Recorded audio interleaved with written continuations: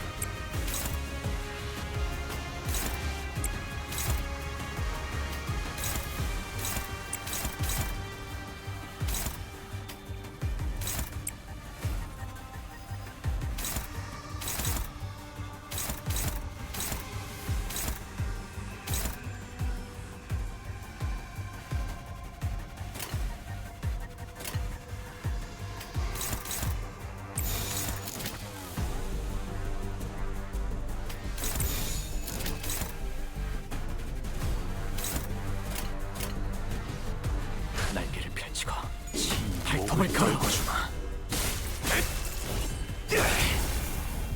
다들 첫 여정을 시작했을 때보다 정말 강해지셨네요.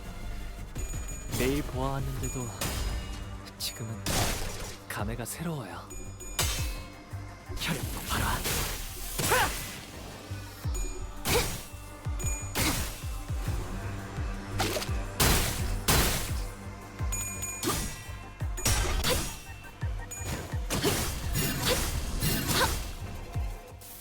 제압 효과가 굉장히 좋았어.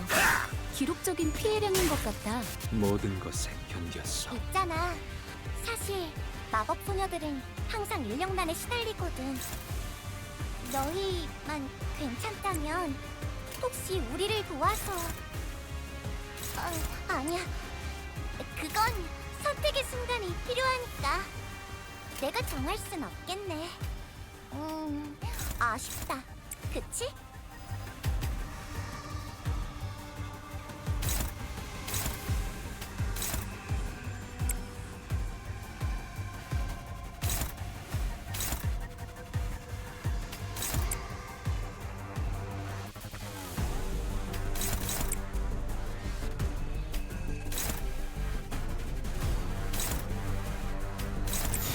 일기당천. 시리수에게 명한다.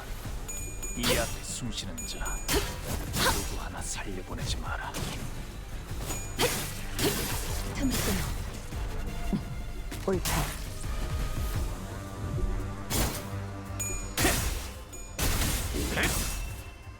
토끼를 고작 이 정도 탕류에 허덕이 저 해충들을 도려내라. 이제 깨우치시게. 묘여 길을 열어라.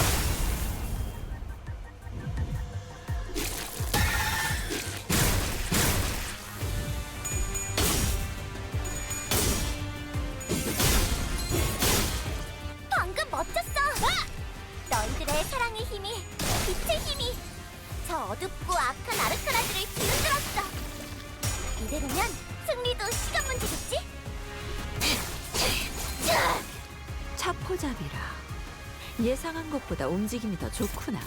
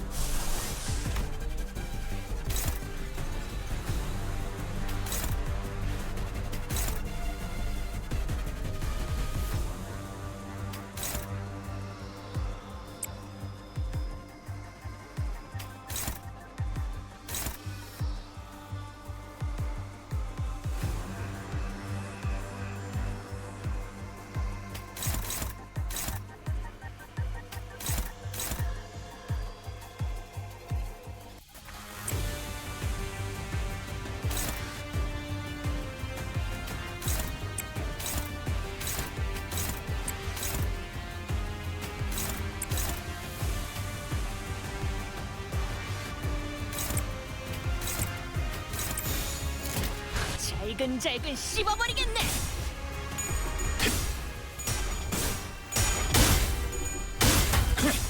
친히 목을 떨궈주마.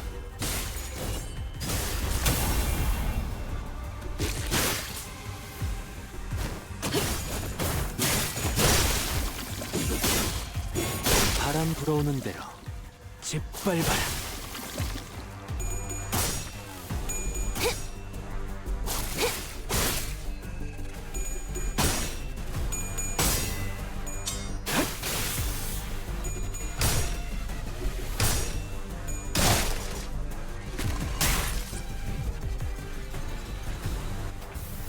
뭐야 이 수치는?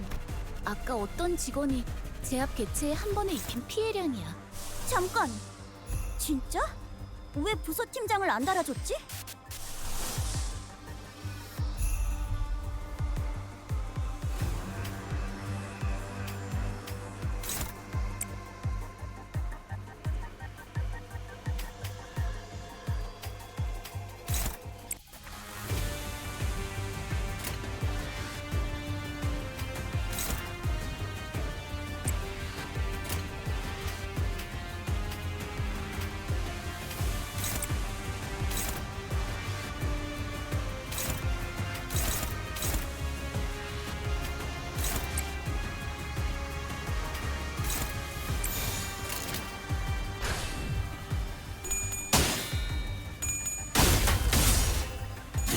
고작 이 정도 탕류의 허덕이나.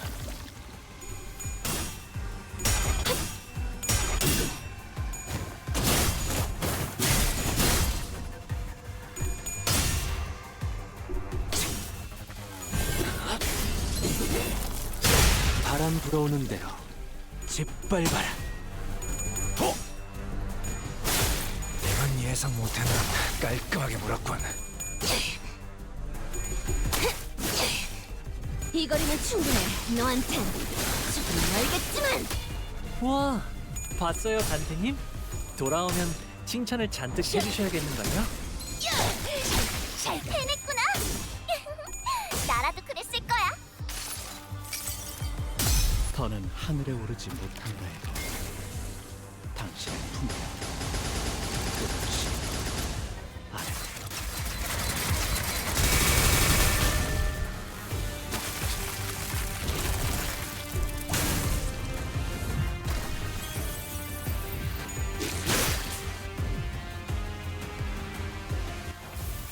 뭐야 이 수치는?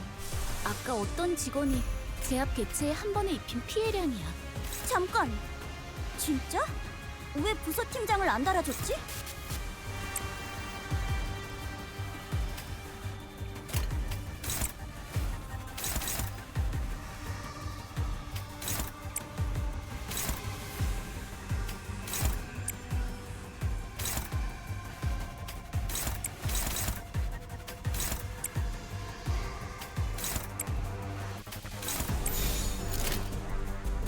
날개를 펼치고 발톱을 걸어. 이 몸을 온당히 벌하심에 기꺼이 죄를 받아들이나이다.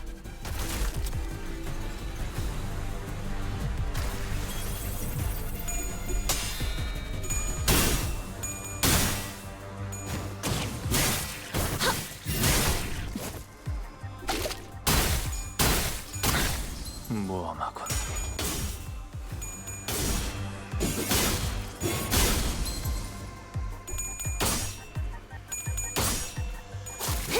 어머, 놀랐어? 곧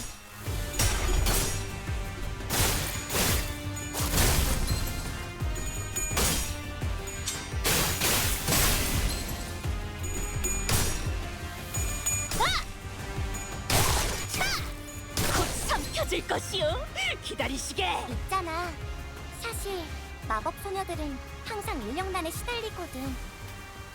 너희만 괜찮다면 혹시 우리를 도와서... 아니야. 그건 선택의 순간이 필요하니까. 내가 정할 순 없겠네. 아쉽다. 그치?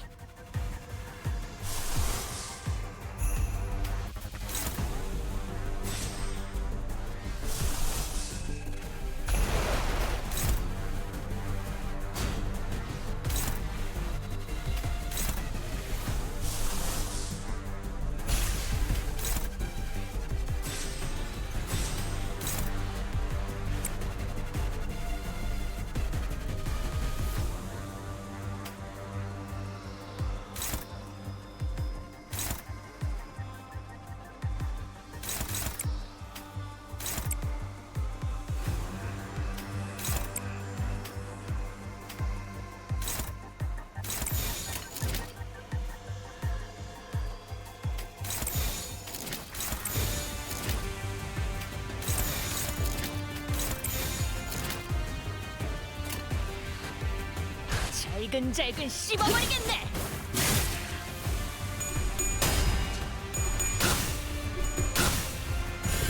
마음 놓고 열어줬지.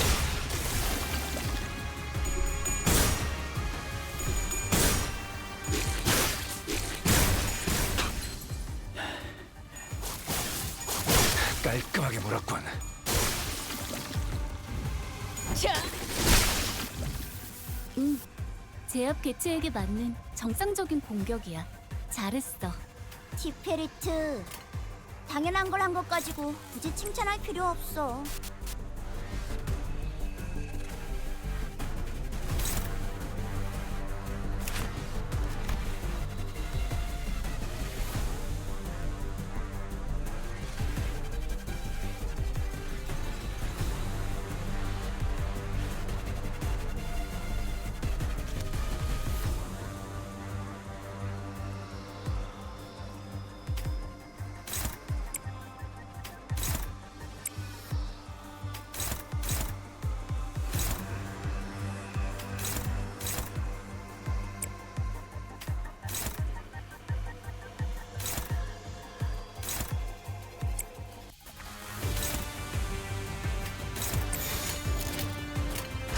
자, 어느 쪽일지 잘 생각해보라고. 지 목을 떨궈주마. 넌 푸름을 틔울 수도 없겠구나.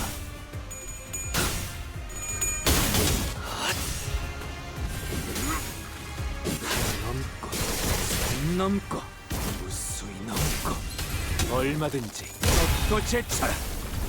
아, 여기선 이런 공격이 잘 먹히는군요.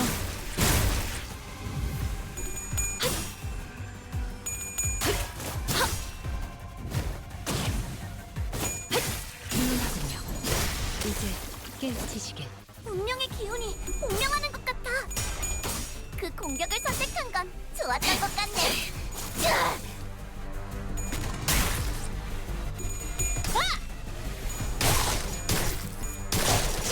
잘근. 적군의 함정인가? 물려라. 내가? 아니, 아직 수는 남았다.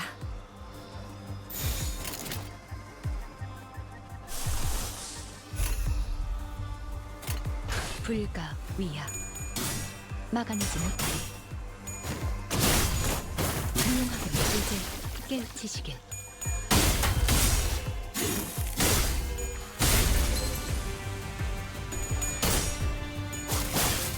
이건 예상 못했나봐.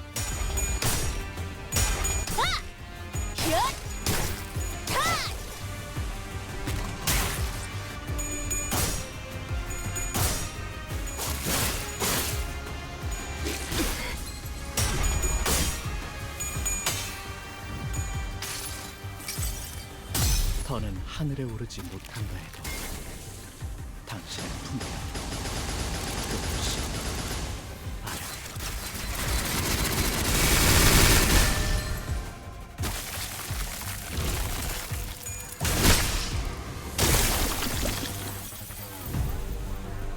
판도는 유리하나 교만하면 뚫어보이겠어. 뒤집어지는 법. 그래서 어떠라는 거지? 경계.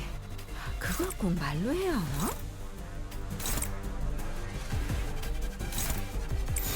잘근잘근 씹어버리겠네.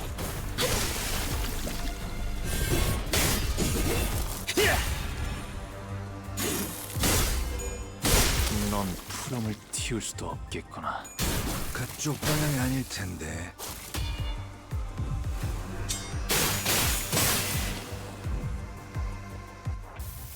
뭐야, 이 목을 수준. 콱 물어버리시. 아까 어떤 직원이 제압 개체에 한 번에 입힌 피해량이야. 잠깐. 진짜?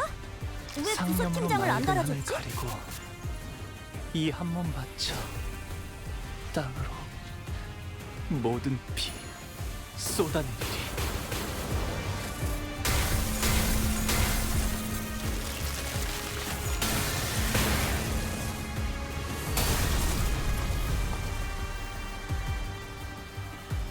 피가 아무리 탁해졌다 한들 괜찮아요, 단테님. 이 거리는 이럴 충분해. 때도 있는 너한텐 단테님은 알겠지만 매번 기발한 발상을 악당 떠올리시네요. 배치 성공!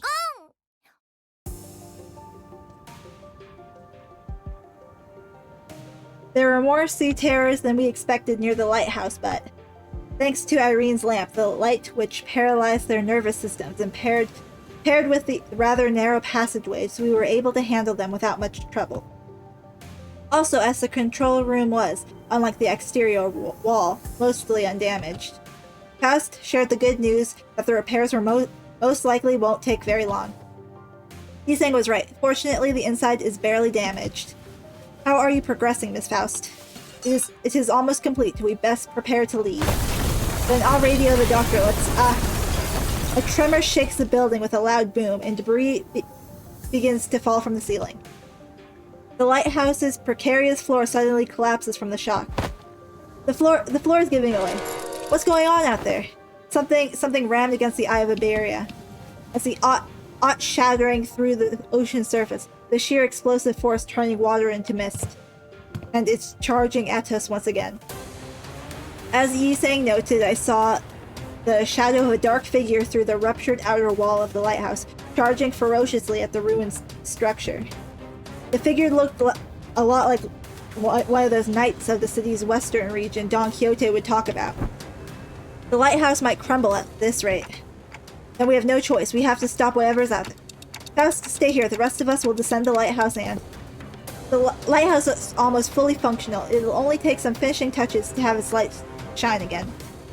Which I can handle, so I'll stay behind. Seems entirely unnecessary to leave the rest to you. I would just much rather leave it to Faust, who is an expert. I've read about the Seaborn before. The fables and legends say that he is the last knight, and if those stories have any grain of truth in them, you're going to need all hands on deck to even have a chance at stalling it. You better prepare for a few days of interrogations once I bring you to the Inquisition. Your decision, Executive Manager? All hands on deck. Leave the lighthouse to Mares. We have to put a stop to that night somehow. Waves crest high and violent behind the spear-wielding knight. We have to protect the already precarious lighthouse against the knight. The knight begins to charge at us, his steed splitting the very sea, and I instinctively know that this isn't going to be easy. Boss fight, yay!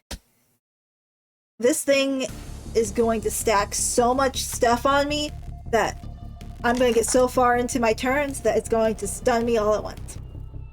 One day wheat grains he planted did not sprout. One day he stopped feeling the scent of life between his breaths. Oh god, look. Thus he rides against the currents, hunting after waves. He seeks the waves, reproaches them, and eventually brings about their destruction. Faint memories having blinked through Amiya's fathoms flash briefly before my eyes, and the Seaborn Knight wields his great lance against surface sea terrors. He shudders as though with repulsiveness, but he does not stop. You obstruct progress and cover the lance. This is impermissible. This is the land. The Knight and the Sea Terrors don't necessarily seem to be on the same side. Perhaps diplomacy may be a viable solution here. Let's try. With like... 50-50! We are not the sea, we are not its waves. The Knight's great lance falters with doubt. Waves are the only things that hold any meaning for him. 아는 것을 모른 채 할 수는 없어. Oh yay! What level is he? Oh yay! Hold.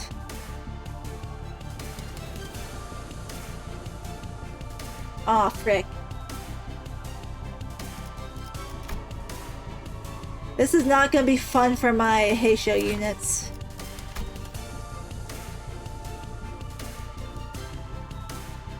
Okay. Alright, Honglu, you got this. No you don't, Honglu.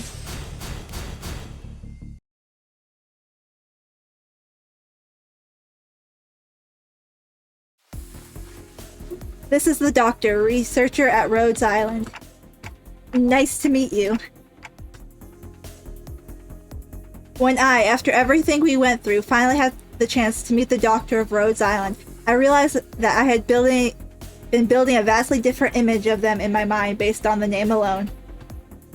I was thinking they were going to be someone like Yiseng, Faust, or Hohenheim from LCE. Is he just some dude? But the first impression of them was similar to what I felt when I met a K-Corp employee. The clock just ticked.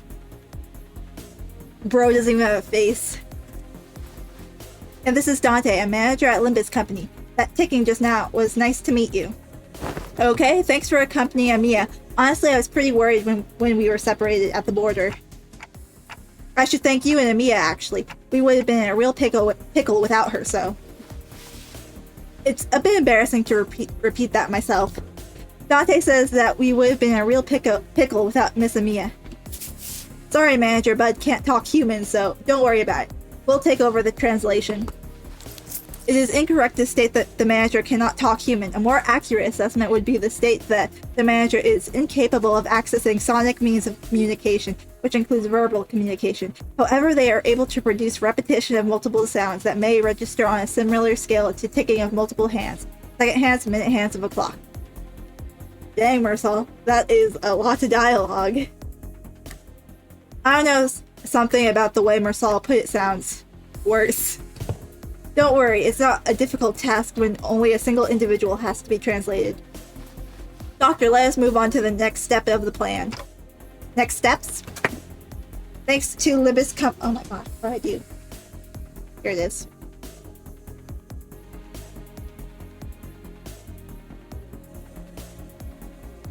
Alrighty. Thanks to Limbus Company's efforts, we had obtained the exact coordinates of the vessel Massus and managed to capture the deck with ease. However, Fabius, who is suspected to be a bishop of the deep, and his followers have barricaded themselves inside the bridge's control room. While it may seem as though they're hiding, I believe they're trying to bait us. As in, they're waiting for us to enter the bridge before summoning reinforcements from elsewhere to trap us in a pincer attack. Something like that. The elsewhere is most likely to be the sea, as the reinforcements are probably more sea terrors. Fabius is a seaborn, and the ocean will answer the call of their kind. Limbus Company and Irene will head to the bridge and neutralize Fabius. Amiya and I will accompany you to provide support and identify the situation within the bridge. In the meantime, Calcit and the other operators will remain on standby on the ship's exterior on the pre-designated locations. I'd like to avoid getting surrounded by sea terrors before we manage to take down the Church of the Deep within the bridge. I observed several entry points leading straight to the bridge while we were working on repairing the vessel. Your force doesn't seem numerous enough to close off all of them. It's true that there are many entry points here, but we don't need forces guarding every single one of them, especially here. The hallway is narrow, long, and straight, so... Makes sense to me. How about here? Are you sure you're not overly focused your forces to a single checkpoint? Let's see, but on closer look. Looks like Commanding Officer Otis is finally in her environment. Got any questions, Manager Bud? I have no idea what they're talking about, if I'm being honest. Neither do I, because I cannot see what they're looking at. Really, I saw you commanding the Sinners earlier. You seem pretty adept at giving orders and making strategic decisions. Indeed, they seem quite adept at making on-the-spot strategic commands and identifying exploitable weaknesses and patterns in their enemies. However, the Doctor and the Outsider are operating on fundamentally different fields. No further elaboration is necessary. Agreed, that particular aspect of strategizing is not one of Manager Dante's obligations, and even if there is a chance for them to engage in such elements, it may be too early to do so. Is that so? Are we waiting for the inevitable war of the wings that we're going to probably have to deal with? It is, at least that is what Faust has judged. What are they on about? I was about to ask that myself. I don't know, I have no idea. Having finished her discussion with the Doctor over the plan, Otis returned wearing a grim look. Is there something wrong with the plan? No, there wasn't anything wrong with the plan. And that's why something is wrong. I expected a certain degree of competency, but they were impressive, far beyond my expectations. Really? That good, huh? Even when I think back to my days in the line of duty, I can't think of too many like them. Right, so they're dependable. Good enough for me. If your strategizing's done, let's get cracking. What of you, Miss Mares? If it is too much to face what awaits, then you need not follow us. I decided to stay here anyway. The Doctor's going to update you in real time on where the safe zones are, so please keep that communicator close to you. I will. Hey, if Gramps... Is there something you'd like for us to do? No, it's nothing. If there's something you want to tell him, contact us through the communicator at any time. We're going to find a way to resolve this as peacefully as we can, but if negotiations break down... Yeah, I know what you mean, Doctor. Be safe, everyone. You're suspicious. Leaving Maris behind with her unfinished sentence, we followed the Rose Island team to the bridge. The bridge was as gaudily decorated as ever. Fabius, flanked by hooded followers and sea terrors, greeted us with a kindly smile. Welcome. I truly did appreciate thy kindness. Wherefore didst thou seek to harm us? Your suspicions are certainly justified, but I implore you to think back. If you truly believe that we sought to harm you, then how would you explain that one peaceful night you had spent in Far Moretto? We have never wished you any harm. We did not then, and we do not now. Not even a day after you folks stabbed us in the back like cowards, and you want us to believe that? Our wish has always been the same. We only wish to extend the freedom to roam the seas to those with capable, kind-hearted souls. Mate, we know you're just trying to turn us into sea monsters of some kind. Monster is only a name. The essence of its being changes not, regardless of the label given to it. Become one with the sea, become one with the endless cycle of life, and one day your misunderstandings will end, and you will come to understand us. Looks like this fight between us is going to be unavoidable. I pulled out the identity cards the moment I saw Fabius raising his hand.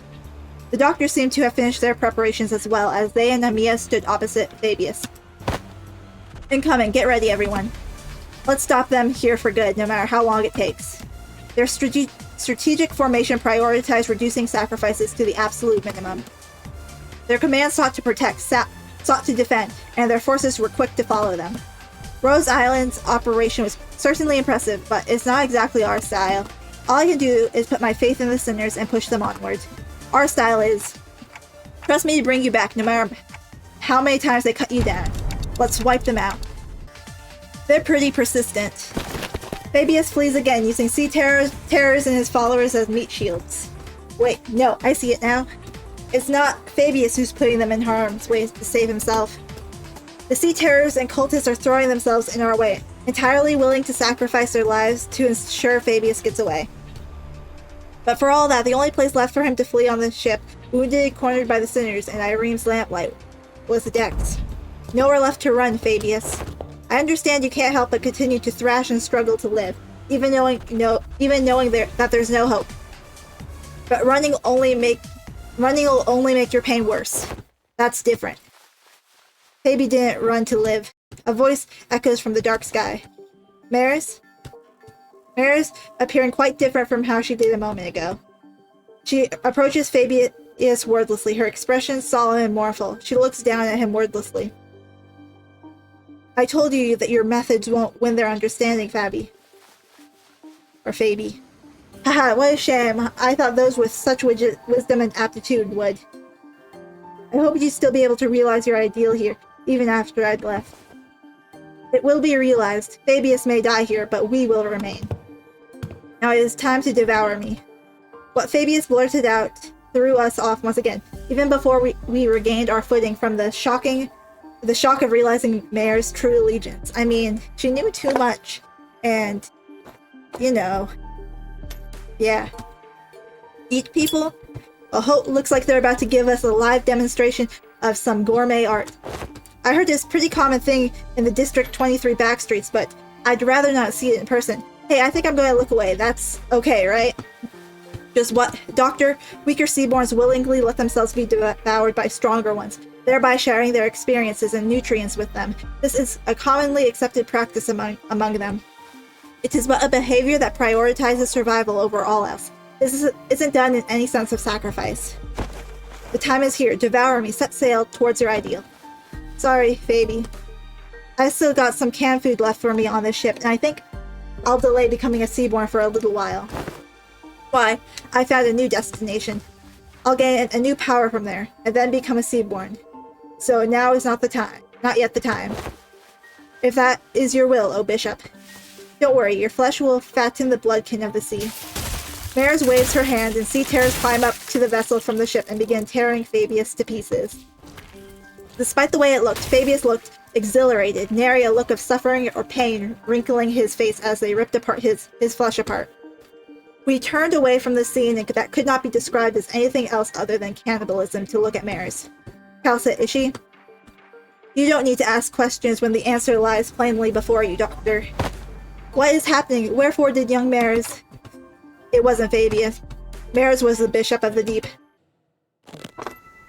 "They've played us. Don't despair, we still have the upper hand. We defeated Fabius and his cultists already. Even if they were to summon more sea terrors, we should be able to handle them without much trouble." "Hey, Ager, just what were you thinking the entire time as you deceived us?" I had a feeling I knew what she was going to say to that. She was either going to say it was for our sake, that it wasn't deception at all, or maybe she'll give us one final gloating. But her reply, the words that were carefully selected after gazing out at the far ocean, was not what any of us could have expected. "I'm sorry. I thought this would be a better way to approach you, but I see now how it can come across as nothing more than deception." "You're sorry, why?" "Dante wants to know why you're sorry." "What? Well, that's not because I did something wrong." Wait, hold on. You've been deceiving us all along, Maris, and now you're just gonna... Boy, what exactly are you after? You're after the same thing that Geezer was, ain't that right? Turn us into your bloodkins? That it was for all of our sake, giving us all kinds of ridiculous excuses to turn us into one of those monsters? I do hope that you would all one day accept becoming Seaborns. But I'm not about to demand that you let yourselves be transformed today, right here and now. I understand that we all need some time to mentally prepare ourselves. May I understand your statement to be implying that you will not be forcing this upon us, should we refuse? That's correct. It'd be against manners to do what Fabius did, shoving sea terror cells inside your body out of nowhere. Manners, huh? While I was taken aback by the fact that Maris was a bishop of the deep, it was also true that Maris had never tried to bring us harm, unlike Fabius, who attacked the sinners directly. While she did almost get us in big trouble with Irene while explaining things to us. It's also true that Maris has been extremely helpful so far. It was her who led us to the lighthouse, and it was her who stayed in that crumbling lighthouse until the repairs were done, as that terrifying night continued to assail its walls. What was your actual relationship to Fabius anyway? Just someone who also once strove to realize the visions of our ideal world. Our goals once converged, but not now. I was pretty taken aback too when they attacked you back at the village. Maybe he got greedy when he saw Faust and Otis repairing the ship? He got greedy. Fabius believed that welcoming capable people as Bloodkin would expedite Seaborn's evolution. Cool. So you're like some cult leader, but you don't necessarily want to antagonize us. You still haven't told us what you're after, though. I'm going to the city that lies beyond the dimensional door. So you're trying to flee to a different world where the Inquisition won't be able to chase you. This isn't running away. Bro, if you step foot in the city and going with the rules that you know here, you're gonna get your face kicked in. I just want to help the people of the city, that's all. So I'm bringing the Seaborns with me to the city. Don't tell me you're going to invade the city alongside those monsters. I don't know anything about Arcanines, but isn't the head, like, crazy powerful? Then the foghorn suddenly blared and the ship shook as it began to move. Man, that's loud. But, like, don't Seaborns, like, the main ones, not like the human ones, like, not count as human? So wouldn't that, like, cause, like, a swarm of, like, laws and, like, arbiters to just attack or something? Oh my gosh, that's so loud.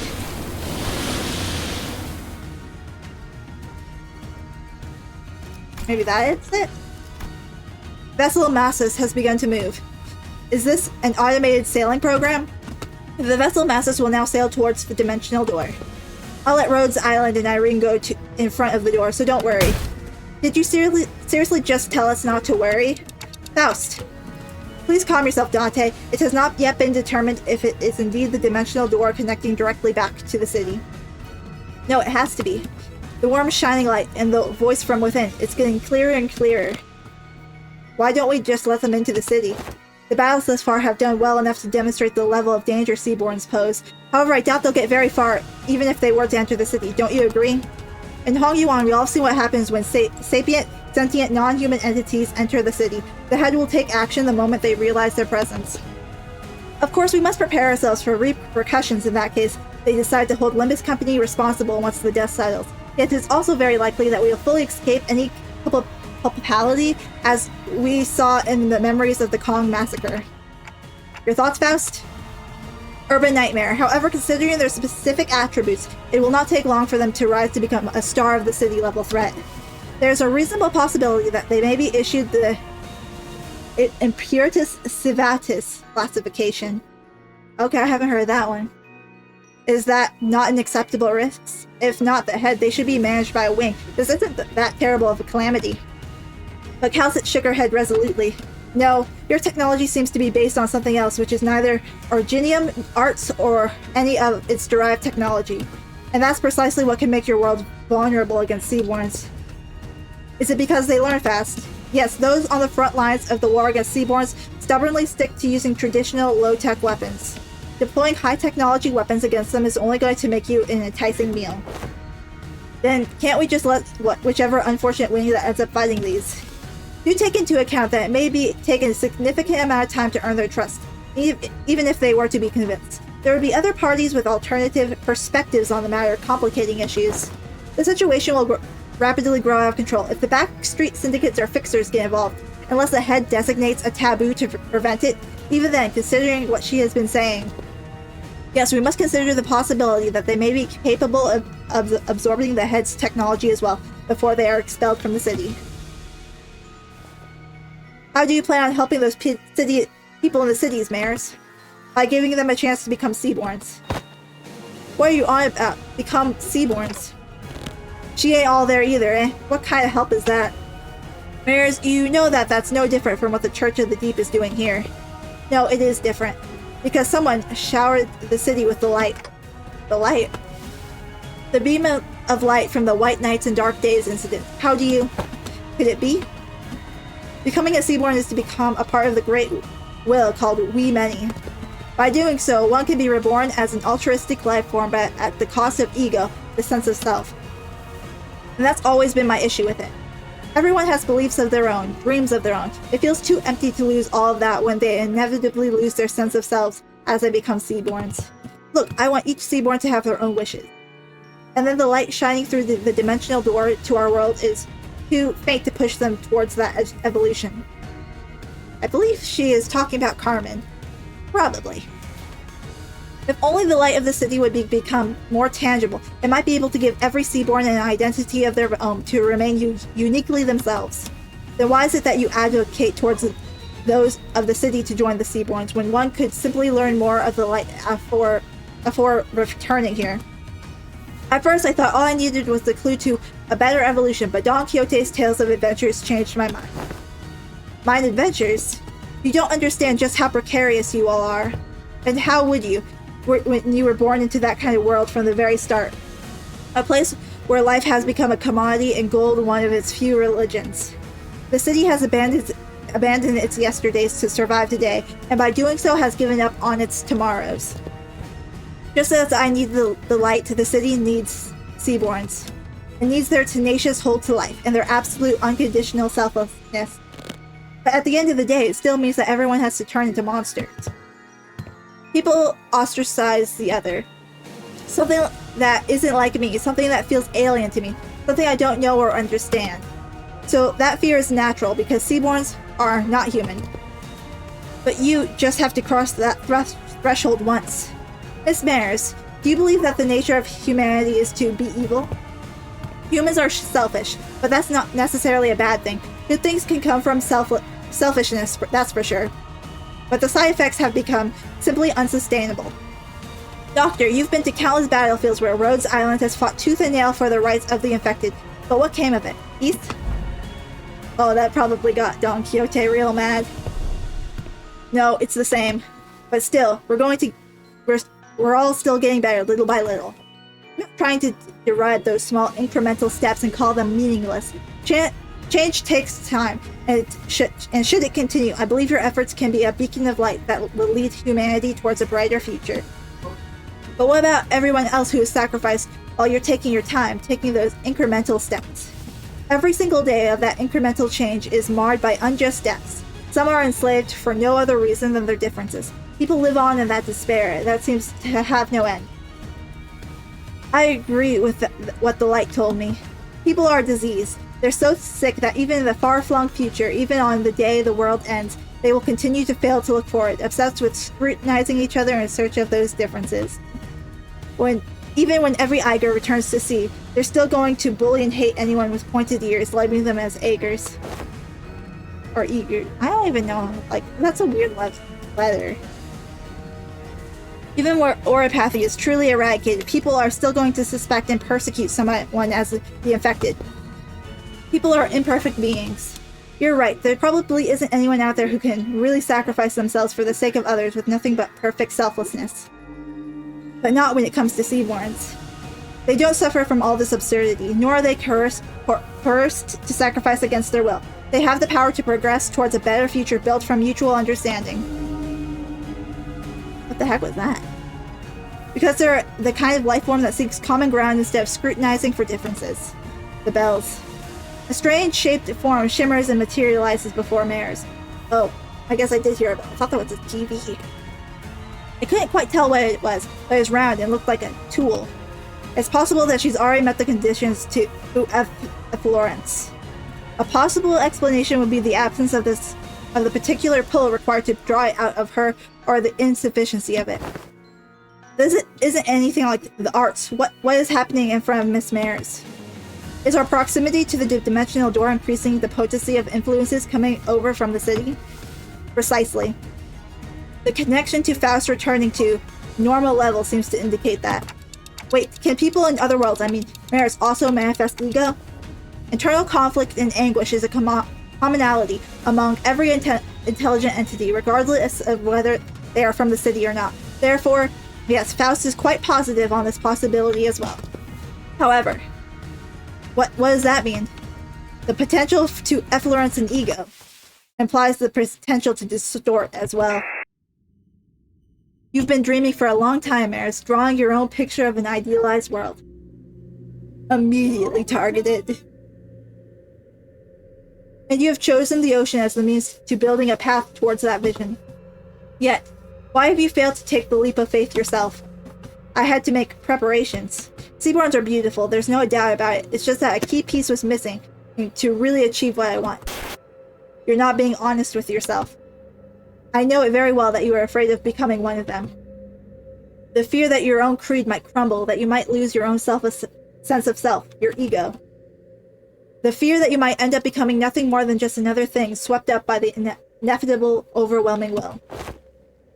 Isn't it terrifying if this hope can just disappear in a blink? Who is she talking to? Is this something Limbus company has experience with? If so, I'd appreciate an explanation. She's hearing that voice. When that singular faith that one had absolute confidence in breaks in one fell swoop, and their ironclad will is shattered. People of the city have the potential to distort into a monstrous form at any time. It is said that these phenomena are often accompanied by the distorting individual hearing a disembodied voice. Indeed, those who distort would oft behave as though they were engaged in a conversation. Of course, the same could be said for those who awaken ego. At first, I thought it was Kathy, but it wasn't her. The voice was beautiful, comforting, and even cozy. The kind of voice that pulls all deep contemplation to sleep, so calm and so warm. No. There is more to the sunshine than its warmth. Marcel, how do you know this? The sunshine. You don't share your interests with the other devotees. Survival isn't what you care about. What you really care about is giving everyone a chance to experience what it feels like to live in a world of warmth, ephemeral as it may be. Right, we have to be about more than just prolonging our existences. What really matters isn't survival, it's what we leave behind for posterity, our legacy. As long as there's a guarantee that the light can indeed protect the sense of self, it'll be more than enough to convince people to become Seaborns. Please, you don't have to concern yourself with what other people might think, Mares.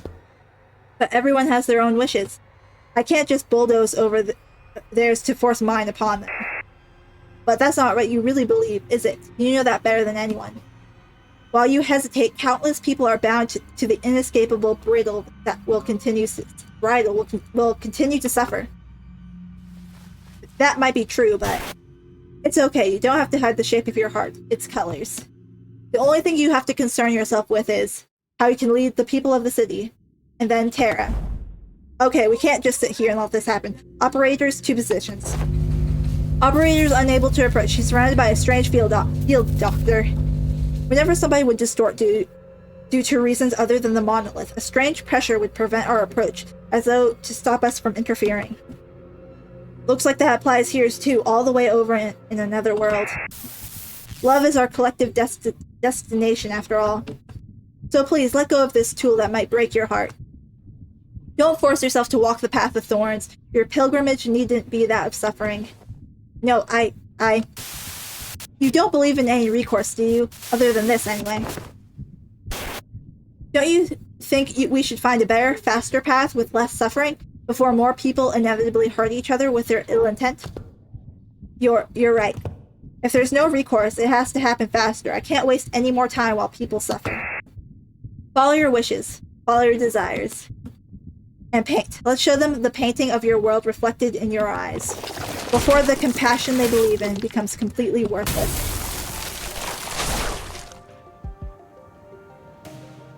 Well, now we definitely gotta kill her. I understand the shape of your heart and what makes you want to enter the city. But we still know so little about the Seaborns, about Terra, about Iberia. Whatever it may have lit the fire under your feet, I can't bring you with us to the city as you are now. Even before the sinners had a chance to translate my words, Mara slowly turned in my direction as though she clearly understood my words. But I must, Dante. Your adventures were full of exhilarating tales, and I saw kindness in the every word and action of you and your friends, but that's not enough. You don't think they'll change? No, they will. In the far, far future. An incandescent brilliance burst forth from before Mares. Past that light, I saw an ocean. The calm sound of gently lapping, crashing waves, the immense golden brilliance. A portal? Where did it come from? Dungeon of the Fathoms. A gate that leads into one's heart. This periphery is where LCB department specialty begins. While what lies beyond this periphery does not necessarily warrant Rhodes Island's presence. Can you guys help? I don't know what kind of fathoms I'm walking into, but I have a feeling that we're going to need your assistance. Dr. Calcit. We're only here to investigate the dimensional door, but I don't want us to turn our backs on people we can help. Rhodes Island accepts Limbus Company's cooperation request. I'll go too. You're still in Iberia, and I can't let Iberian business be handled solely by outsiders, let alone an incident connected to the Church of the Deep. Don't worry, it's not like this is the first time we're letting someone not in our group into a dungeon of the Fathoms. We'll be fine. More sea terrors. Given the circumstances, it seems very likely that sea terrors that were swarming the lighthouse are coming this way as well. I'll call Scotty here. You'll be staying behind then. Emil will go with you, Doctor. Following Mares, who had already disappeared into the portal, we take our steps into the utopian world beyond. News of the war is getting grimmer by the day. The sea terrors are coming, swarming. Oh, so is she older than she first appears? I mean, that figures. This is the day where the ocean-born calamity broke and sunk Ager's seemingly infinite starward growth. Aren't you going to the surface, Mares? More and more people have been getting too anxious to stay in Ager. I'm not. If Ager falls, it only means that the surface is soon to follow. What, I think you'll head to the surface too? I'm thinking about it. While there weren't that many, people around me began to leave for the surface. I considered some of them to be close acquaintances. They all tried to convince me to leave with them. But fleeing my home in favor of the land didn't feel right. The foretold calamity descended. It dealt a heavy blow to Ager, but the surface suffered much worse. I had to help them. How could I not after hearing that such a terrible thing has happened? I think I'll head to the surface. Seriously, the surface, think hard about it before you go. If you leave now, coming back might no longer be an option. Every day must have been a struggle for them. At least I don't have to fear for the immediate tomorrow. So it's my responsibility to provide help as someone who is better off than them, even by a little. I know, but if I don't go there to help, things will only get much more dangerous for the land dwellers. Maybe that danger is the very thing that will hurt you. I still have to help them. I procured myself an Aegirian research vessel at a cheap price to bring me to the land. Unable to even submerge itself while moving, this wasn't exactly the best ship out there, and I normally wouldn't have given it a second look. But I thought it would at least help me navigate the coastal sea. I didn't expect this. The very first thing I witnessed on the surface was the bottom hostility against the Ager. They denied my and Ager's offer for help for the sole reason that I came from the sea. They denied my compassion, my research. Get lost, we don't need your stupid research. You're from the same place as that calamity, aren't you? Do you really think we're so stupid that we trust you? They confiscated my catalyst and tore my research apart. My wish to stand with them against the calamity was devoured by that hatred born of the same calamity. Any kindness, any compassion I gave them was repaid twofold in hatred and suspicion. Did the terrible conditions of this land transform them into monsters, or was this always their nature? It wasn't long before the research vessel I brought from Ager was confiscated out of suspicion. A few weeks later, when I came across that vessel by the beach, there was an uncanny name inscribed on it: Rebellion de la Mosses. But none of that was enough to stop me from continuing my research for the sake of the land dwellers. I went through so many trials and errors, and somehow impede the Sea Terror's rapid evolution, to revive the Iberian soil contaminated by the Nether Sea brand. But my work bore barely any fruit, and I let the days float by as I watched the Inquisition arrest the Ager one by one. When my Sea Terror samples and research notes came into view, they all looked completely different from one another, some of them with fundamentally different psychologies. Even still, nothing stopped them from being us instead of I. And for the first time, I became doubtful of my efforts to interrupt their evolution. Her tales were not entirely fabrications. Maris is a bishop of the Church of the Deep, so automatically it makes her a sinner in the eyes of the Inquisition, regardless of her reasons. The more I studied them, the more I found them to be such compassionate, altruistic creatures. All they cared about was their survival, without even a hint of selfishness. They're not some evil monsters from the sea. Maris, I can see that Seaborns may not be evil. But it doesn't matter what they are, whether they are kindly life forms or whether they are simply a different form of civilization. It doesn't matter. Because Iberia and her Inquisition does not define Seaborns as evil. Seaborns are our enemy. Threats to human existence. I have but one thing to say as an Inquisitor. You, all of you, are my enemy. But it would be a good thing for the Inquisition if I were to leave for the city, wouldn't it? Why would you say that it's a good thing for us to toss our problem into another world? That'll be like abandoning our pride. Unless they, the people of the city, give you permission as an Inquisitor, I cannot let you do that. Yeah, and don't get your hopes up about that either. You can wrap it in a box that says compassion for all you want, but Mares, your course isn't exactly the direction I'd like to sail in. As the rest of the sinners prepare for battle in silent agreement with Ishmael's stand, Maris mutters with genuine disappointment. I didn't want to have to do this. Waves. I had no better word to describe the horde of sea terrors crashing into us. But this is the only way it could have ended. Your words are composed entirely of your own color, and no one else's. Manager Dante, right? You speak. We will hold the line and defend this place against the sea terrors rushing in from the rear. So in the meantime, can you take down Maris and deal with the remaining sea terrors? Absolutely. The manager has responded affirmatively. All operators were drawing the sea terrors to us. We don't need to take them all down, we just need to act as a wall between the wave and the people of Limbus Company. Irene, I would like to ask for your help as well. As for Amia, Please assist Limbus Company just in case. Okay then, let the mission begin. Mayor's despair, the repulsiveness of people's ill intent, and the faint hope from the light found within. All kinds of emotions and memories rise to the surface of Amiya's fathoms and sink again. Those same thoughts seep into me as well, unfiltered. The sins that people have committed won't just go away. Humanity's ill intent will propagate unimpeded too, but the tide that Miss Maris is trying to summon to douse it will devour humanity, their civilization, and the city they came from. So I don't think that's the right way to go. Not as long as Dante and the people of Limbus Company refuse, this isn't like the time I retrieved the ego. In a place of the light, a speck of darkness cast a shadow. A strange power courses through me before radiating towards the sinners. All sinners gain emotional connection.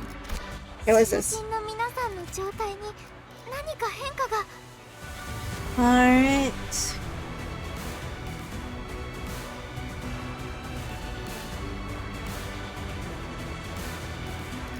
Oh, I don't have any of this yet. Oh yeah, I went into the mirror dungeon for this. Spoiled myself a bit, but you know, unclashable. Does not deal damage. Wait, if it's unclashable, then can I technically damage her? Well, this gives me a moment to prep my hay shows.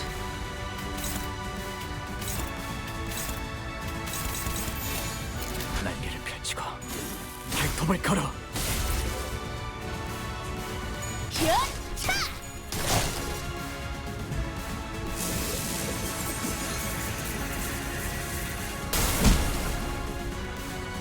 모든 것에 レンバスカンパニーの皆さんとご一緒できて本当に嬉しいです。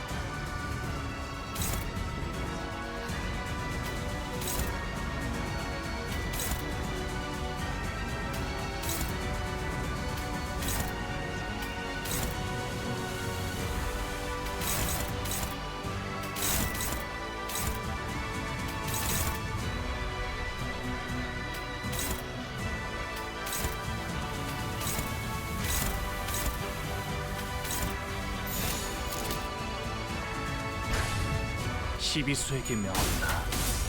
이 앞에 숨지는 자, 고작 이 정도 탕류의 敵に 허덕이다. 対して大きな打撃を与えました。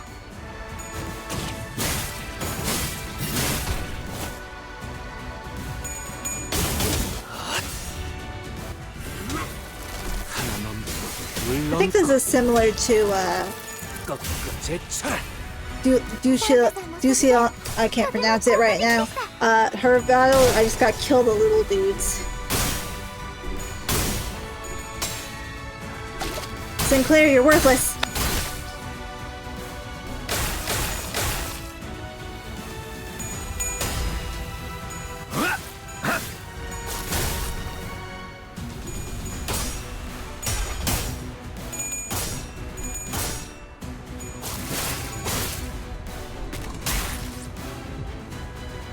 敵は深手を負っています。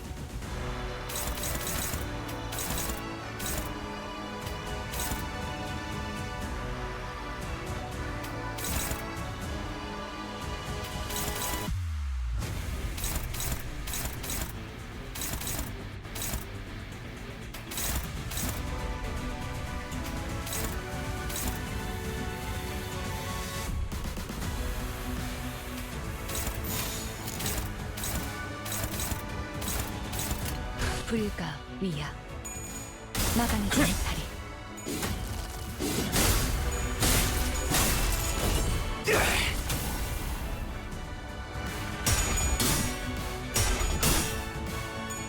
훌륭하군요.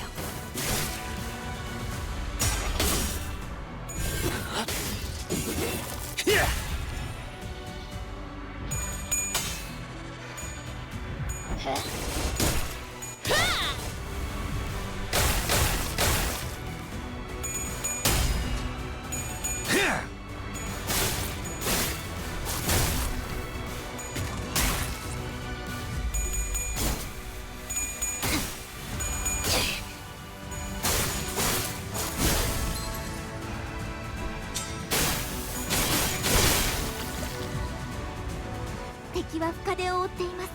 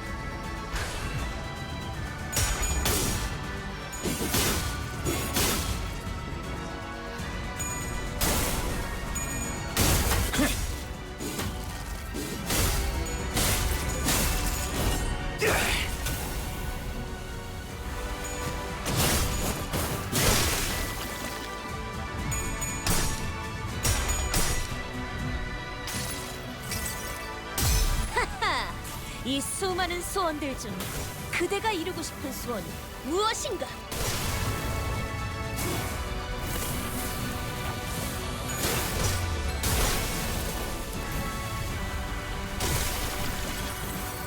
효과적인 공격でした。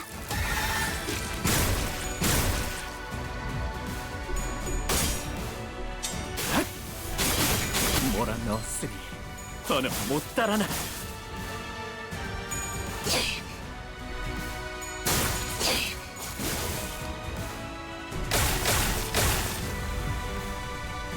このままいけば敵を食い止められます。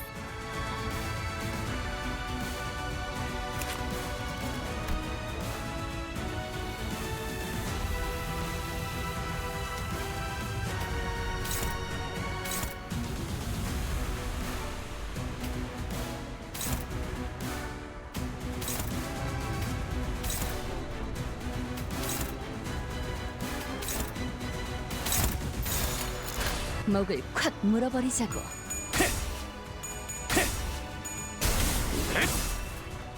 도끼를 본다.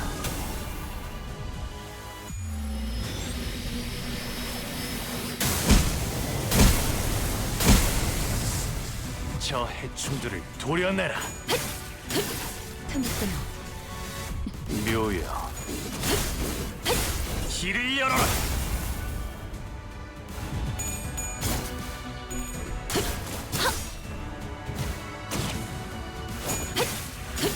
틈끊어.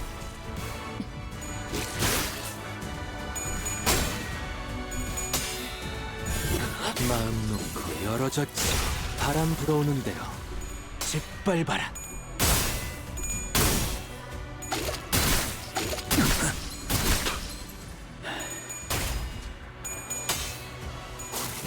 어머, 놀랐어? 차! エリートオペレーター並みの腕前です。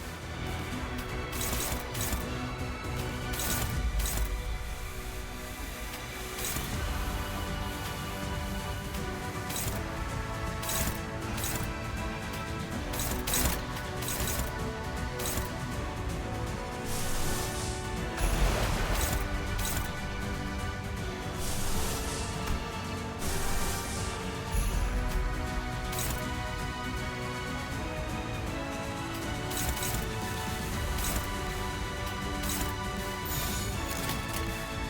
일기당천. 이 전투는 승리할 거예요.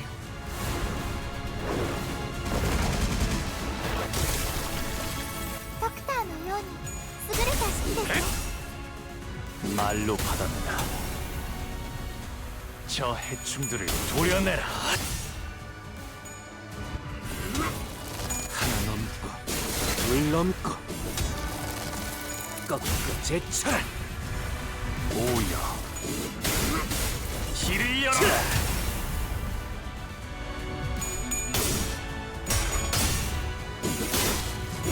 바람 불어오는 대로 짓밟아라. 이 수많은 소원들 중 그대가 이루고 싶은 소원은 무엇인가?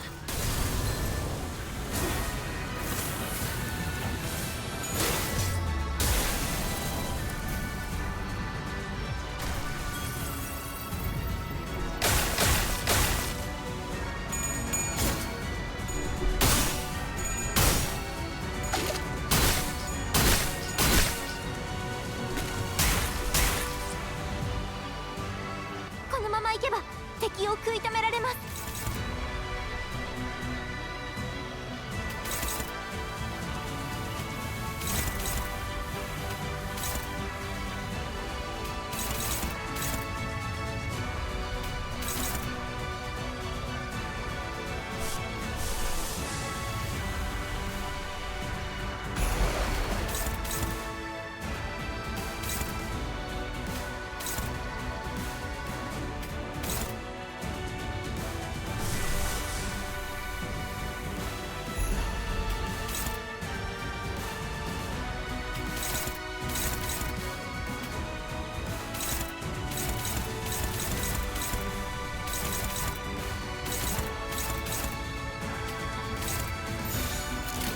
목을 콱 물어버리자고.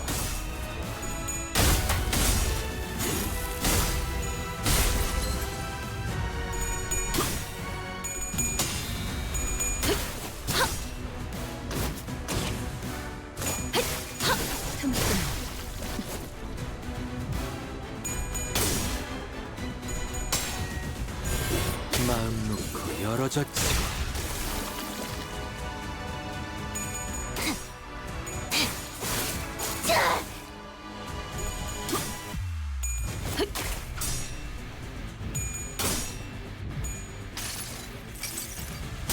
저택을 안내해주지.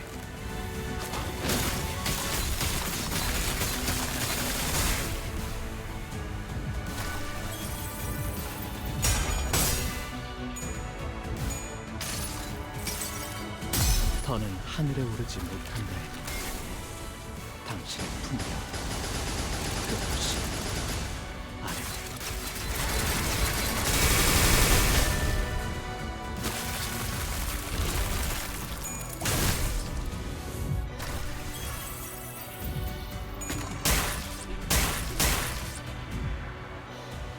このまま行けば敵を食い止められます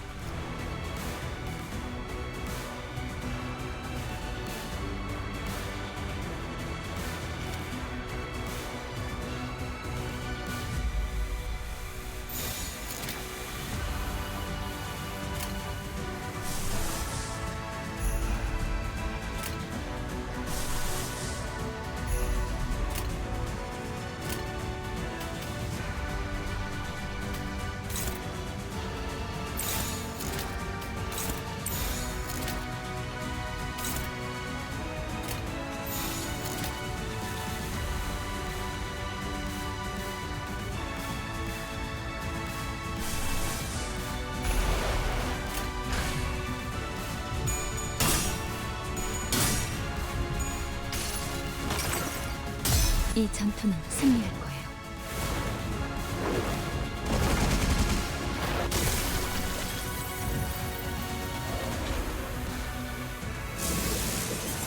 Alright, there's a phase change. We got this.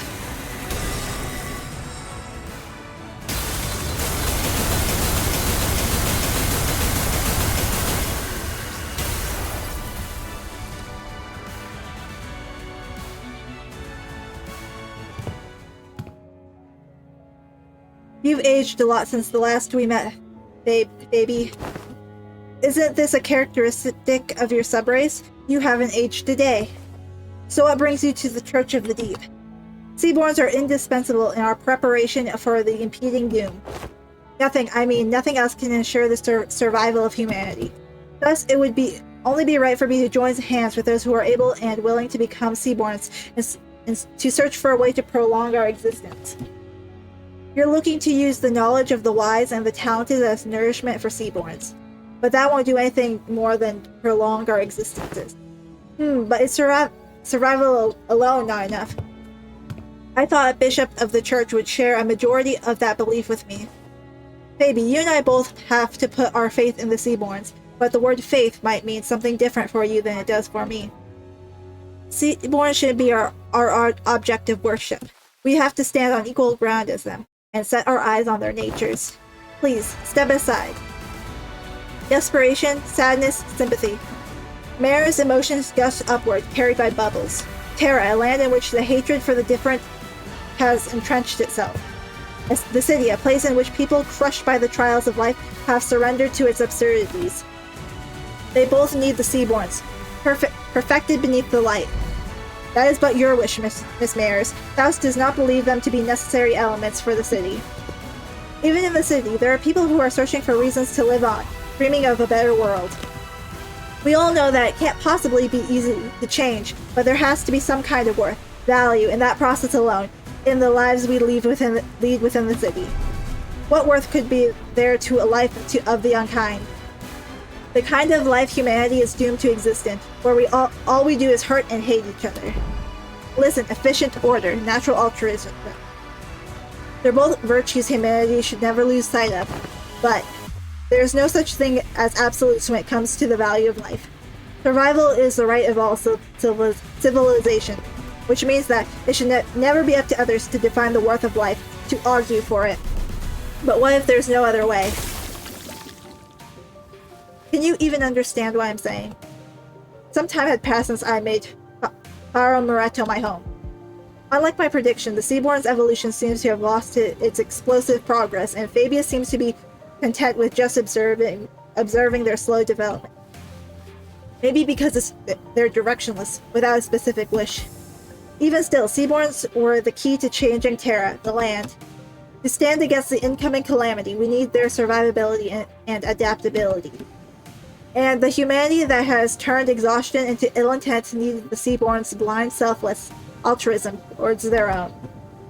So while I never stopped my studies, something small but sharp continued to stab at my frustrated heart. Stultified and unable to be resolved.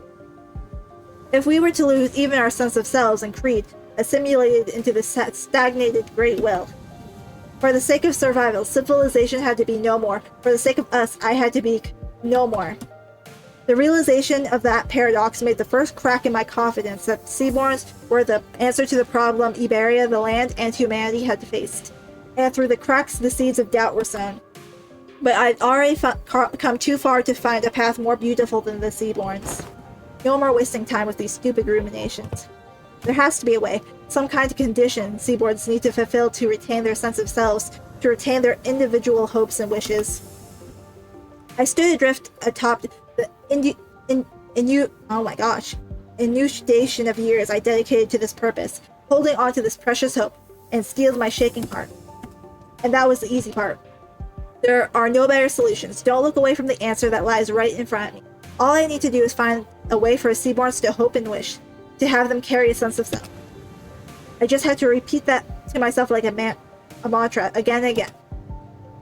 But my drifting days came to an end when I found a new path, illuminated by the strange light across the sea. On that day, yes, the day when that faint blue light shone, a whisper visited me. Who's there? Whose voices? What? The answer, sought through the eons by people I didn't recognize, played over and over in my ears. The voice that spoke, it was muffled but warm and beautiful. The light of the city. The hearts that were lost, the emotions that were forgotten, the sense of self that... No, that's enough of that, but I'd like to hear more about the light. The light that has sprouted from the 10 virtues.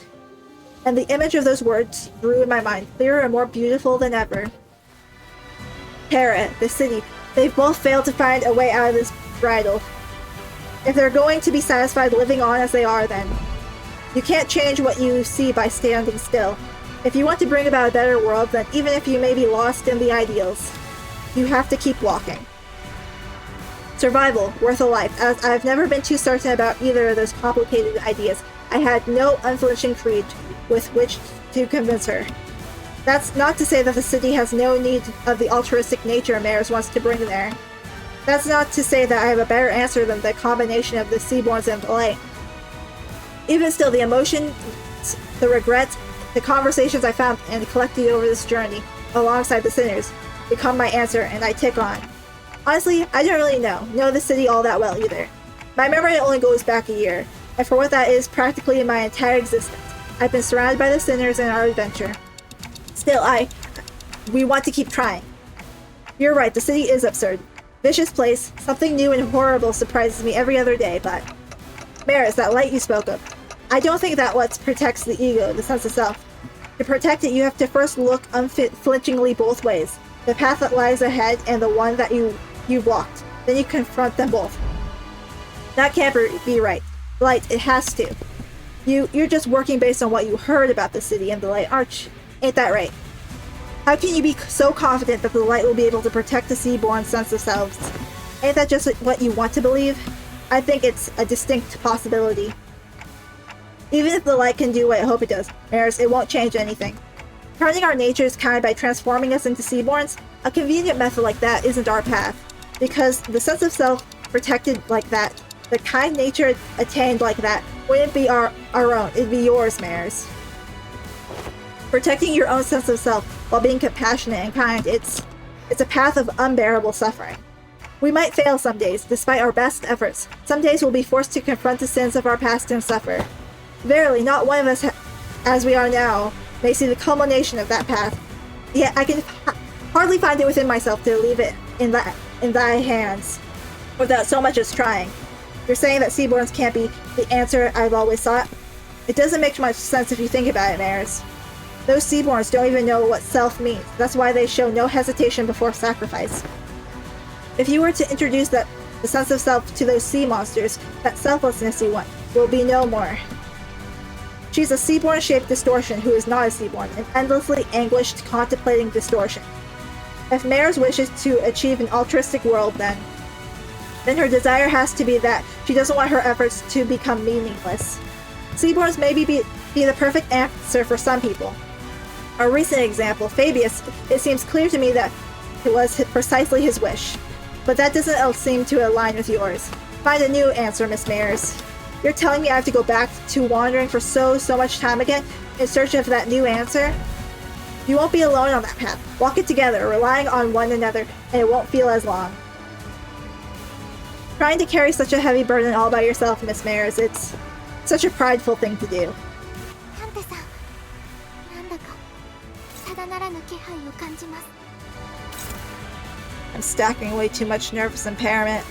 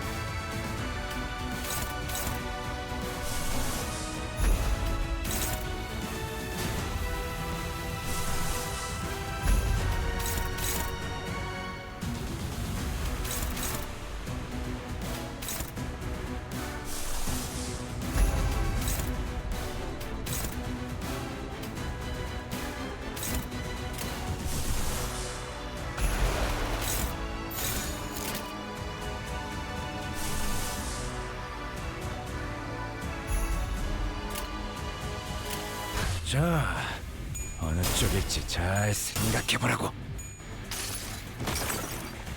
이 전투는 승리할 거예요.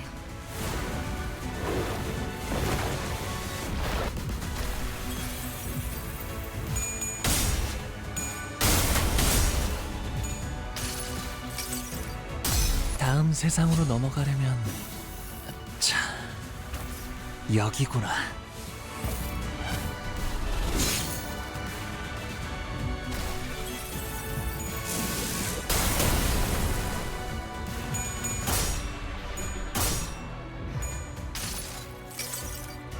모든 걸 거둬들일 순 없었어.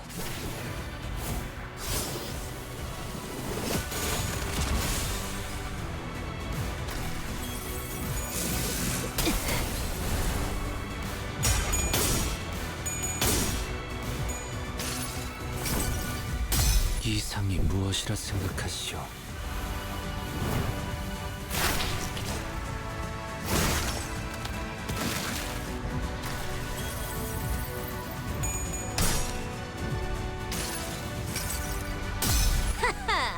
이 수많은 소원들 중 그대가 이루고 싶은 소원은 무엇인가?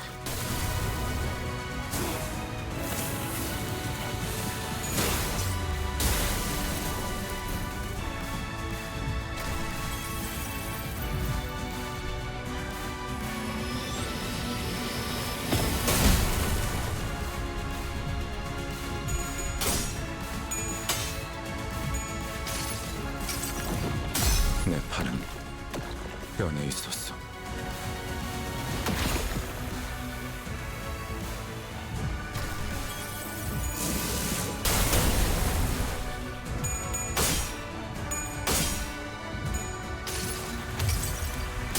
나의 손으로 잘라낼 수 있다면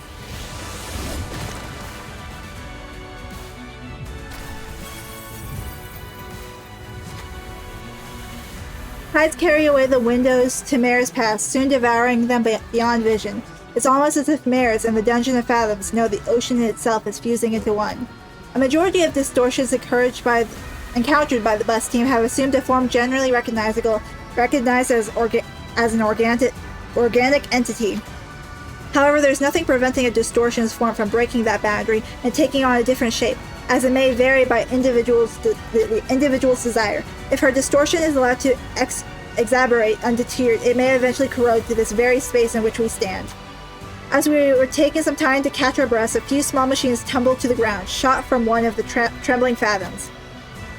It must be one of those mysterious machines in Mare's home we saw when we peered into her memories. The machines continued to whir loudly as though the waves broke them. We saw that there were various apparatus attached to the sockets on their sides. Expensive they appear, yet how numerous they are. Well, you know, maybe she's similar to one of those fixer fellas who's always hell-bent on picking up every new cutting-edge workshop tech. Oh, it says little handy down here. This has an oddly similar structure to the Hand of the Saint the Inquisitor brought. Gasp! Then this shall to be fantastically wonderful machine be assistance in our battles. Rose Islands already seem to have their hands full holding the line against the tide of sea terrors. We should probably just take one and leave the rest to help them out. After a quick discussion with the sinners, we decided to just take one of the machines. Okay.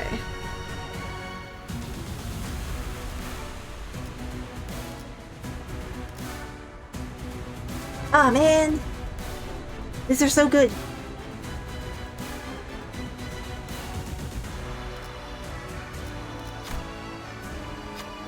I don't really understand how it works, but I'm sure this sounds helpful. Okay. 皆さん、しっかりしてください。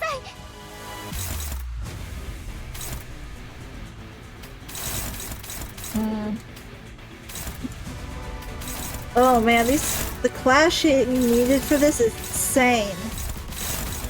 What am I doing here? Oh my god, I got a spam ego? That's gonna definitely leave me attack. Darn it.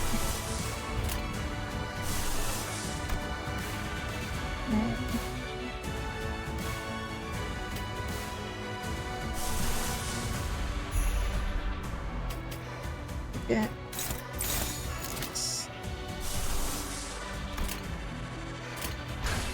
This is gonna go well.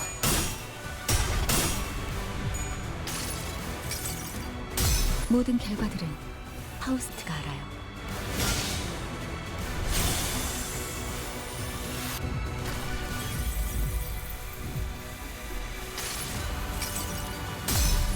이 몸을 온당히 벌하심에 기꺼이 죄를 받아들이나이다.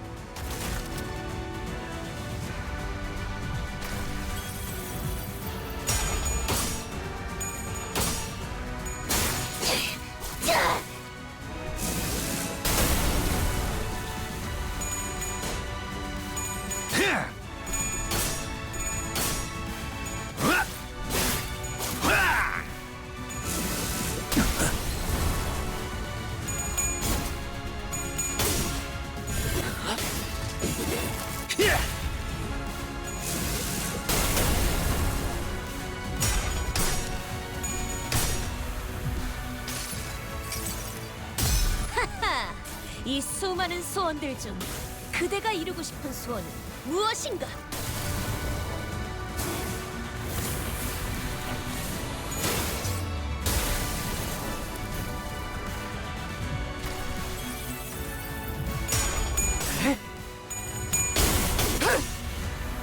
혈염도 바로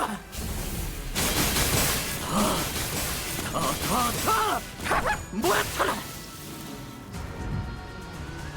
リンバスカンパニーの皆さん、この勢いに乗って Oh, thank 勝ちに goodness. 行きましょう。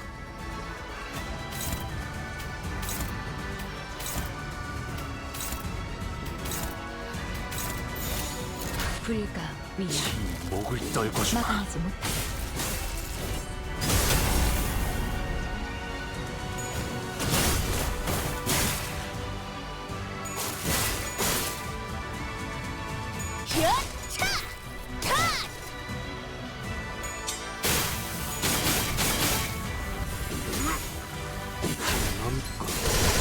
넘고 무수히 넘고 얼마든지 꺾고 제쳐라. リンバ 겹겹의 スカン 줄 パニーの皆さん、この勢いに乗って 뚫어보이겠어. 勝ちに行きましょう。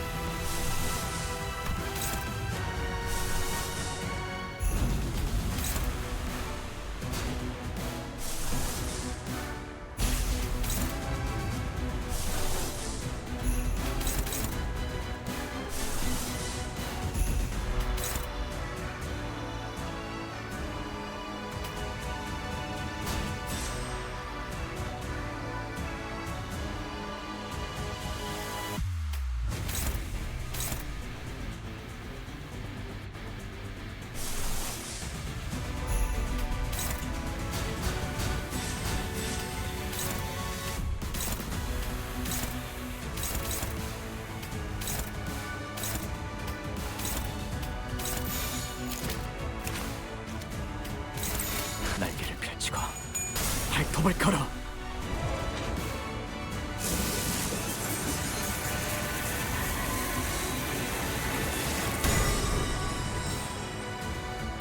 Worst case scenario, it triggers Tears of Tarnished Blood.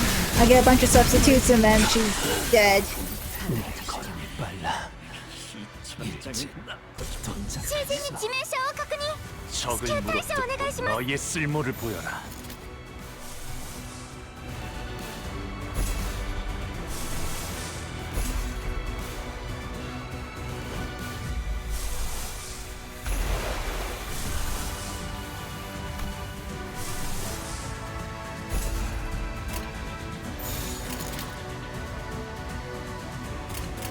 대가리 딱 떼도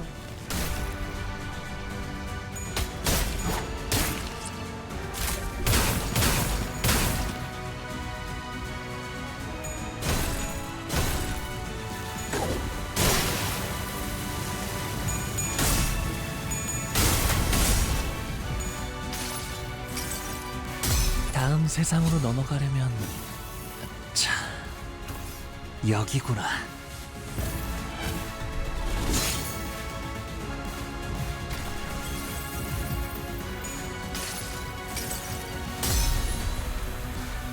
상념으로 맑은 하늘 가리고 이 한 몸 바쳐 땅으로 모든 피 쏟아내리리.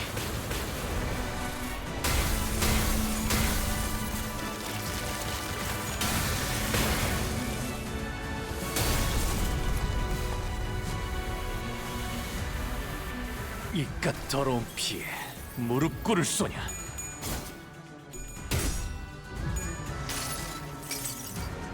수많은 것들이 옥죄어 온다.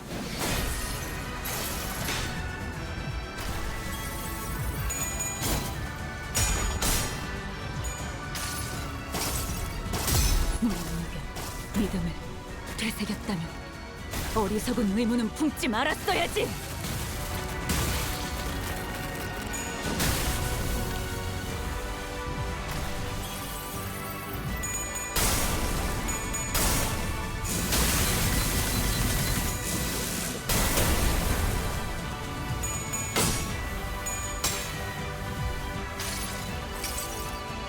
지겹군. 이 몸이 직접 손봐야겠는가.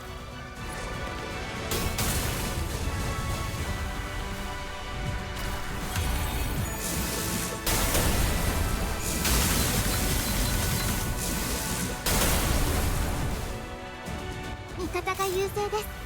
今こそ勝機をつかむ時です。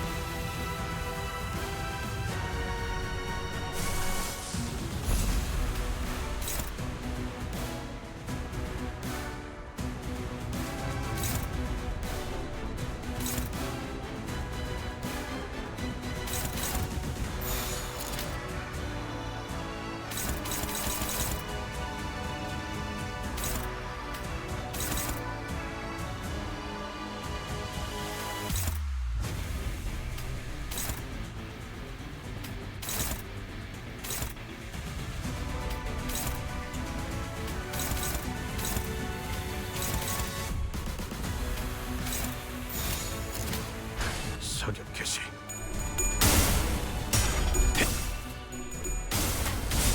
지 목을 떨궈주마.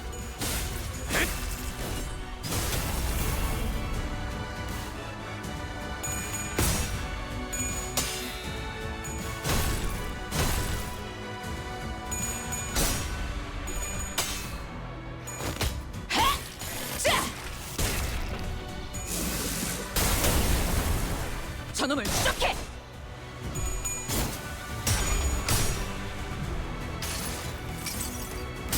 하하! 이 수많은 소원들 중 그대가 이루고 싶은 소원은 무엇인가?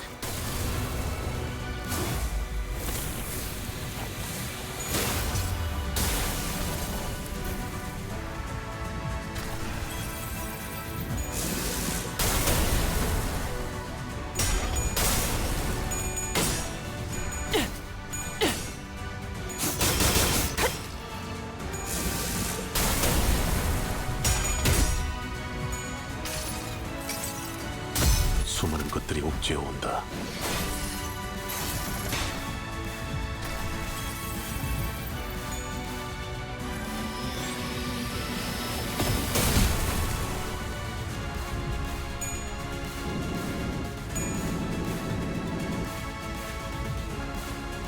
림버스カンパニーの皆さん、この勢いに乗って勝ちに行きましょう。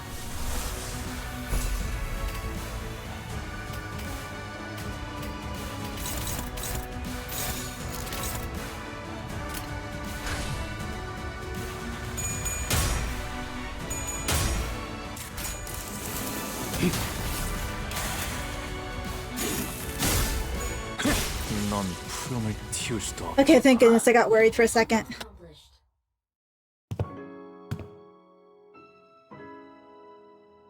It's true that people scrutinize others for differences to find something they can hate. But it's also true that it's often those very differences that people look up to. And admiration usually goes hand in hand with overestimation. Yes, and Miss Maris admired these two unknowns, Seaborns and the Light. She thought they would be the solution to everything. Maris, do you still want to go to the city? No. I'll remain here in Terra. I'll broaden my studies and I'll talk more, to find a new path towards realizing my wish. As for what will happen now, Miss Maris, we're going to need to have a long talk with the Inquisition, but we'll help too. We'll help you in your search for that path if we can. The great arc built from the city crumbles. Light fades and gives way to shadows. And we found ourselves back aboard the vessel's masses. Battle complete. Vessel masses, it's slowing down. How's Miss Maris? Here, unconscious, the mental strain seems to have taken its toll. It all happened inside the dungeon of the Fathoms, but it can't have been too easy on her mind to send so many waves after us. What'll happen to Miss Maris now? First, we'll wait for the Inquisition's ruling, then bring her to Rhodes Island. Her efforts were misguided, but she also had Terra's best interests at heart. Together, I'm sure we can discuss a better way forward. What if she's sentenced to death? Then we will need to offer a different proposal. We can consider it when we get to it, Doctor. It's finally over. All we have to do is go back. As we were preparing to leave with our hearts much lighter than they were earlier. Hold on, everyone. Something's rapidly approaching us. A low, thrumming roar vibrates the air as a strange shadow looms over the ship. Where'd this shade come from? Wait, is that... Almost as if driven by instinct, Ishmael takes the radio from Gregor and runs it into the control room. Something must have clicked in Otis's head as she also turned and ran after Ishmael. If those two are running into the bridge... Brace, grab onto something! Oh, bollocks, mucking up right before the finish line. Doctor, Dante has advised we grab onto something. I see, they're preparing to turn the ship around. Everyone brace for impact. Stay alert, something's coming. This is so loud. The ship leaned heavily as it hurriedly turned portside, and I caught a glimpse of a massive shadow gliding just beneath the water's surface, right where the ship was a second ago. It's a Seaborn about the size of No, slightly larger than the vessel Masses. Amiya's communicator buzzes with Ishmael's voice. The currents are going wild. Wait, no, something's causing these currents to go wild. We'll try our best to maintain evasive maneuvers for as long as possible, but we can't do this forever. If the situation does not improve, we may need to take the vessel Masses to cross the dimensional door. Does Rhodes Island have a way out of this quandary? Not at this moment, but we have to come up with one now and fast. Dante, does anything come to mind? We should first figure out why that Seaborn's coming after us. Copy that. I'll focus on steering the ship, so keep us updated. With that, the ship immediately begins a sharp turn, narrowly dodging ponderous body of the Seaborn as it swims by. I need to figure out what sound effect is this. Not voice. BGM is...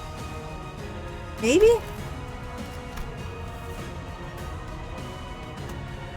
We can't just take the whole ship across the dimensional door. We're not the only ones on it.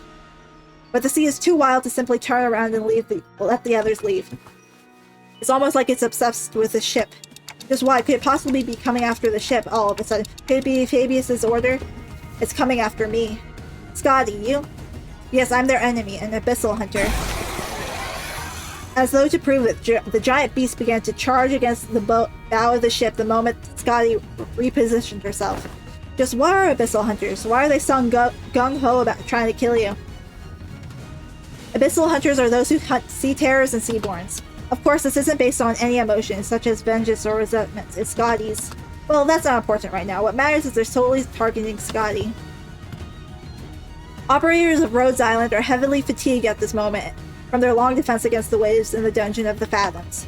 The same could be said of any of us in Miss Amiya who battled mares in the meantime. To engage that Seaborn in this particular circumstances, something shakes the vessel Masses once again. What's this now? There's more? There are indeed multiple entities surrounding our ship, however. A violent, destructive sound crashes through the waves towards the vessel Masses. Past the wall of mist there was. We're lucky. Or was this simply how it was supposed to go? Ishmala. Sir Knight, 2 Seaborns. It's going to be fine, Miss Inquisitor. If he's the same knight we fought earlier, I doubt he'll be able to stop himself from charging at that giant of a sea monster. Like Honglu said, the knight charged straight at the giant rough wave at this great seaborn as though he hardly noticed our presence. If we can help the knight repel that seaborn, we just might have a shot at sending Limbus company back through the dimensional door and escaping aboard the vessel Massus ourselves. Can everyone still move? I'm almost at my limit, but I can still move. I've got a plan, and I'd like for everyone to trust me on this. Things weren't so bad outside after you'd entered the portal. Now the time for the hunter to get to work. The bright ray of light from Irene's lamp shines upon those atop the deck, while Scotty leaps tall into the air using the ship's bow as her launching pad. The operators each scattered to their appropriate positions as commanded by the doctor. Ishmael and Otis both exited to the decks as well, presumably having found someone to steer the ship. Is it okay to have you two out here? Miss Calcett seems to know enough about seafaring to take over.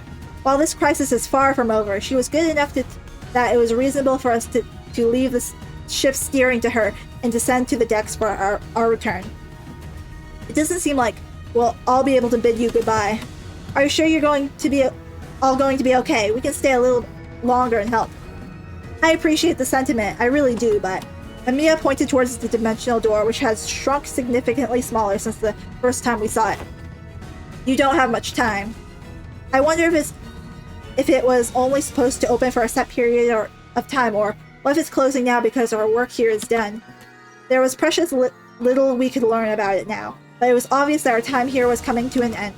Thanks, Amiya. We would have been lost for a while in this world if it weren't for Rose Island's help. Well, thanks to you, we should be able to sufficiently study the dimensional door before we return. Time to say goodbye to the Iberian sea breeze, I guess. You have any idea how big the pile of paperwork is going to be at the Inquisition? Merida, try not to drop into Iberia next time. You got that? Haha, sure, let's all stay nicely put in our own world.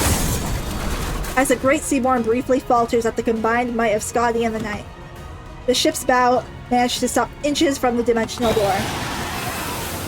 Manager, now's your chance. Get to the dimensional door. Someday, I hope we can meet again. We shall take our leave. Let's return to the city. The sea had turned into a brutal battlefield, terrible roars contending with one another. After taking one final look at Rose Islands defending the vessel Massus, we leaped into the pitch-black darkness at the center of the dimensional door. I'm swept away by the tides of consciousness. The river draws out my memories and consciousness, sublimating them away. Then... Where is this Yihongwan? I look around to see the sinners strewn about the room, dozing off. I see Heathcliff crash like that all the time, but how did everyone crash at the same time, sleeping against the walls? A bizarre sensation that something was truly amiss crawls up my spine. You have come to. Now that you have come to, I request that you continue to rest in your chamber. Your presence here makes it difficult to conduct cleaning activities in areas adjacent to your body. What? We just came through the dimensional door after Rose Island... Rhodes? You were transferred here after the LCCA discovered your company unconscious at the entrance of a lobotomy corp branch.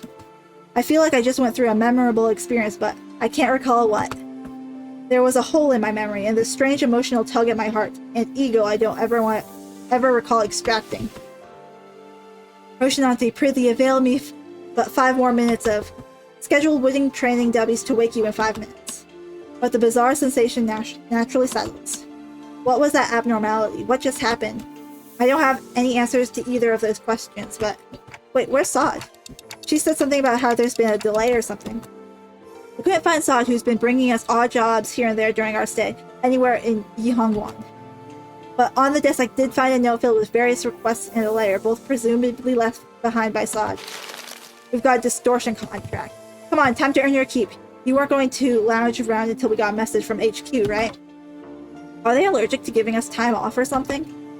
In that moment, a certain voice briefly surfaces from the abyss of my memories before sinking again. There's no such things as absolute when it comes to the value of life, which means that it should never be up to others to define the worth of life, to argue for it. the worth of life. I don't quite recall who said that or even where I heard it from. Honestly, I don't even understand what it means. You can't change what you can see by standing still. If you want to bring about a better world, then even if you may be lost in the ideals. Even still, some of those words left a lingering impression on my heart. You have to keep walking.